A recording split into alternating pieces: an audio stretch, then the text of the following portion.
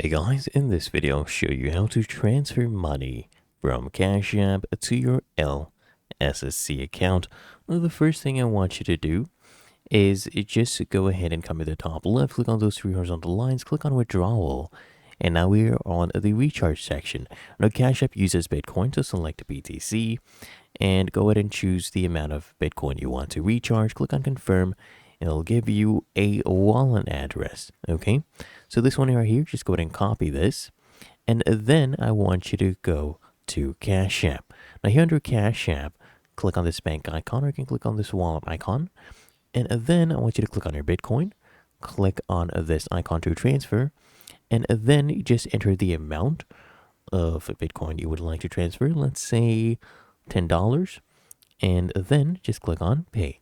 You just enter the wallet address you had copied and proceed to pay. Literally that simple. If you found this helpful, make sure you smash that like button and subscribe to the channel. Make sure you select Bitcoin right here though.